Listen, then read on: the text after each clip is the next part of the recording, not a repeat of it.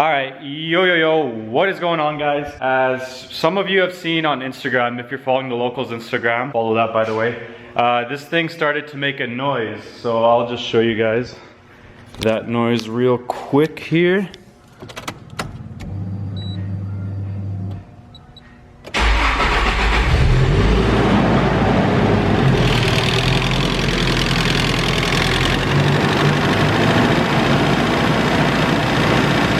So yeah, what does that sound like to you guys?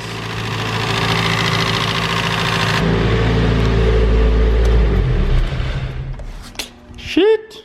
It kind of sounds like rod knock. So I thought I'd just post that and troll, I guess, for the clout. And it is not rod knock. This thing is not knocking at all. Basically what that noise is, shout out to the people that guessed it on Instagram, because a lot of people were saying it's like an upper engine valve train noise. And what it is actually, it's the timing chain tensioner. So it's actually right there, those two bolts, that thing.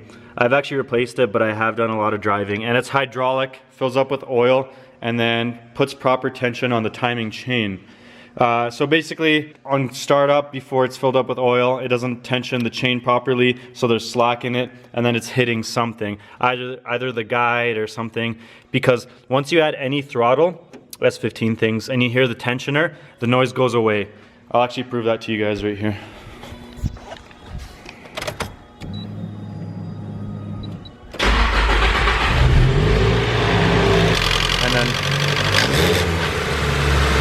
And now the noise is gone, just like that. Proper tension onto the chain, and then that noise, that little chain slack noise stopped. So that's all that is. See? She's still mint.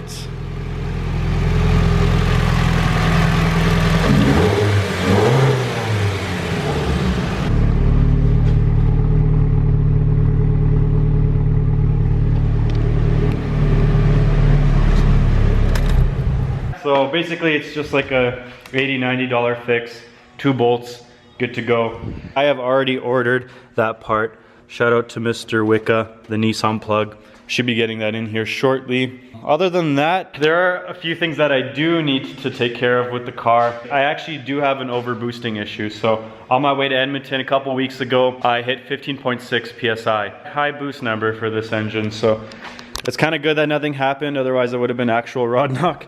But I need to definitely sort out why I'm boost spiking.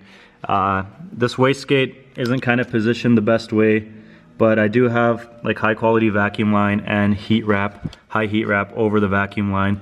So I'm pretty certain it's not a slit in my vacuum line or anything at all. I'm definitely gonna check out the wastegate, check out the spring, make sure the threads are good and everything's seated properly. I set the car to 10 PSI and it boosted up to 15 and it just keeps going. So yeah, definitely not a good thing. Also, my front wheel bearings are making noise. 15-hour road trips, whatever. You're gonna put some wear on the car. So I definitely need to sort out my wheel bearings. And unfortunately, because Winnipeg is so soon coming up here, I think we leave in like 3-4 days. I'm sorry, I really wanted to bring my car because I didn't last year, but it doesn't look like I'm gonna, just because it needs maintenance and I don't wanna like wear it down. I know it would make it, but I don't wanna wear it down to the absolute lowest point and then have something happen. Proper maintenance is key to vehicles. That's why it's lasted this long. And I don't want to risk not maintaining it, aka the wheel bearings. Some of the lifters are getting a bit noisy, so they'll probably need replacing soon. Boost spiking issue. Little things like that I don't want to just risk taking this thing. I do need to flip the tires today because of this camber. Even if something did happen to this engine, I wouldn't be like mad or anything.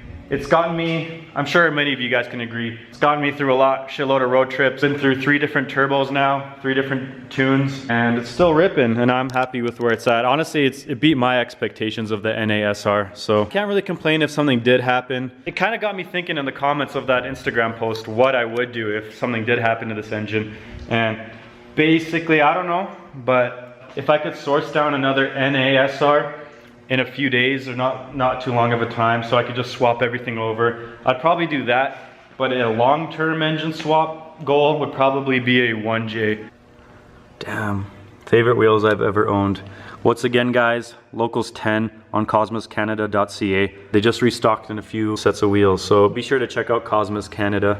Another thing I wanted to add on about the engine swap if I was going to do one. I would also consider just doing a regular SR because I do have all these parts for it, like the manifold, the downpipe turbo, intercooler, rad and everything, so I could just bolt all these parts on directly to another SR and it'd be a lot easier of a swap than if I were to go 1J, because I would have to get a new ECU as well if I did 1J, because I have the Link G4 Plus for the 4-cylinder and I'd have to get a 6-cylinder ECU. Vehicle wrap, I still want to wrap this car. It's kind of taking longer than usual. Hopefully it could still happen pretty soon here. Sorry for all of you guys in Winnipeg. Unfortunately, like I said, won't be able to bring this car. I wish I could because there's tons of support out there. I've been getting tons of DMs asking for you guys asking me to bring this thing this year and saying you guys want rides in it and stuff, and I really wish I could, but unfortunately not. But I am going to be bringing this to Saskatoon in September.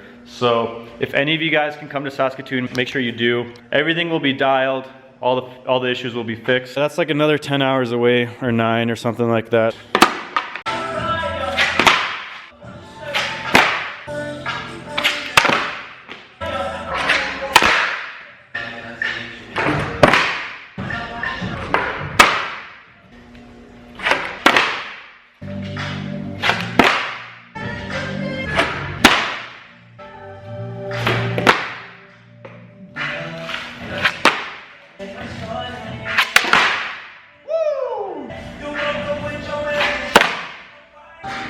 See, I'm gonna swap my tires over now, just flip them, because it's pretty crappy on the inside. It is showing thread already.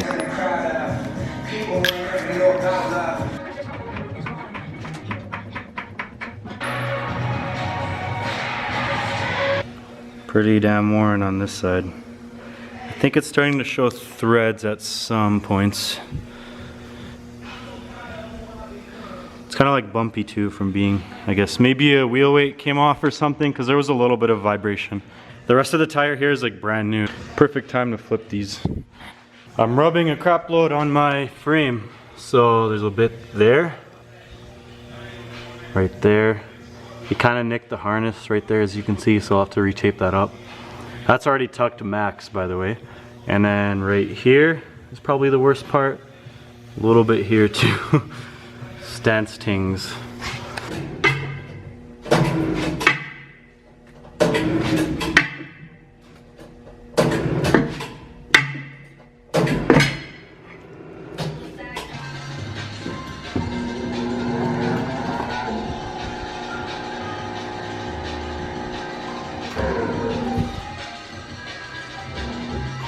Hey! These CR Kais are just chilling at the shop. I think they're one of Alex's buddies, but I'm just gonna go ahead, just throw one on, see how it looks on my car. Hey, looks dope. Let me know what you guys think. Do you prefer the look of the CR Kai or the Cosmos? Damn, that looks dope. It's not a bad thing, honestly, that the sidewall here is kind of camber worn, because it adds more clearance now, so it won't rub as much.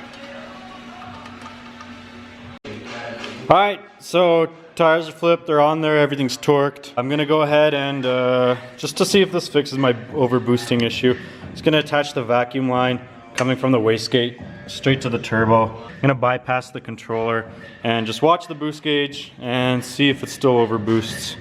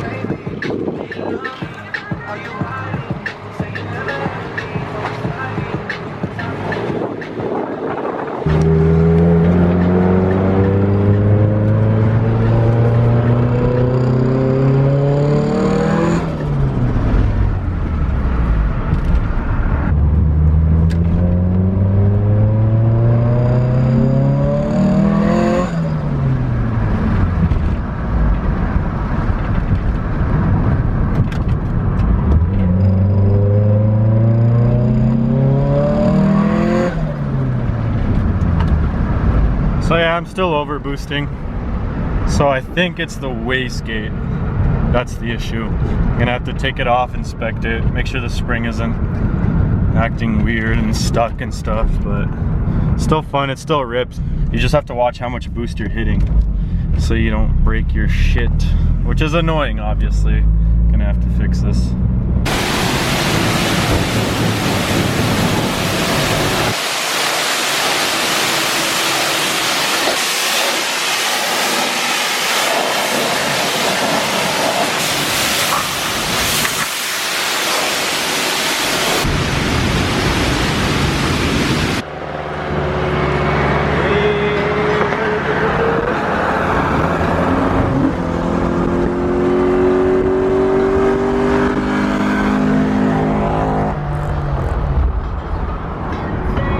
Alright guys, so that's all for this video. I know some of you check into the videos just to find out what socks Jordan is wearing, so I'm gonna DM him right now to get a sock check.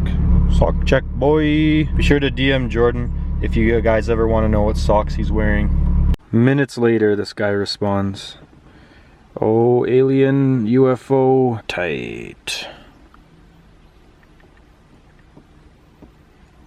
Right on. Once again guys, thanks for watching. Be sure to check out thelocalsmovement.com. Support your boys. Peace.